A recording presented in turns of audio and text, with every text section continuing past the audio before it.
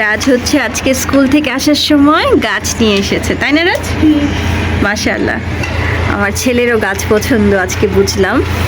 তো আজকে স্কুলের সামনে ভাবে ভ্যান গাড়িতে গাছ নিয়ে এসেছে। রাজ দেখেই কান্নাকাটি, সে গাছ নিবেই নিবে। অবশেষে কি আর করার, যদিও আমি কিনতে চাচ্ছিলাম না, কারণ আয়ানের জন্য আসলে রাখা যাবে না, যদিও আমার নিজেরও গাছের খুব শখ। তো যাই হোক, ছেলের জন্য আজকে নিয়ে নিলাম। আর আমার ছেলে তো মাশাআল্লাহ অনেক খুশি। রাজ হ্যাপি? সত্যি?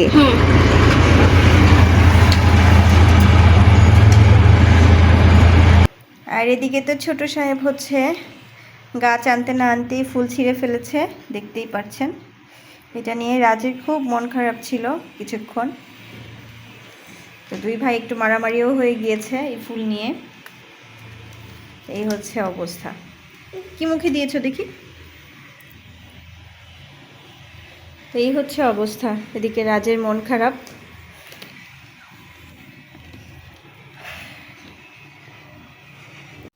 তো দেখলেন তো অবস্থা, গাছ আনার সাথে সাথেই কিন্তু একদম গাছ থেকে ফুল ছিঁড়ে ফেলেছে আয়ান। আর এখন আপনাদেরকে দেখাচ্ছি 3 দিন পর আয়ান কি করলো গাছের সাথে, সেটাই এখন আপনাদের সাথে শেয়ার করব। তো সাথেই থাকেন। কি করলা, কেন ছিড়লা বইগুলো, এত সুন্দর ফুলগুলো? আহা, ভাইয়া আসলে তো এখন অনেক মন খারাপ করবে। একদম পচা কাজ করলা তুমি, এটা খুব খারাপ লাগছে না আমার এখন? এটা কি করলা বাবা? কেমন লাগছে এখন বলো তো? হ্যাঁ, কেমন লাগছে এখন? এখন ভাইয়া এসে খুব মন খারাপ করবে নামাজ থেকে এসে। তুমি কি করলা এটা আব্বু? আবার হাসতেছো তুমি? ভাইয়া আসলে একদম মাইট দিবে, তখন ভালো হবে।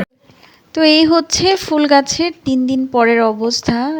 আয়ান একদম গাছ থেকে সবগুলো ফুলই ছিঁড়ে ফেলেছে।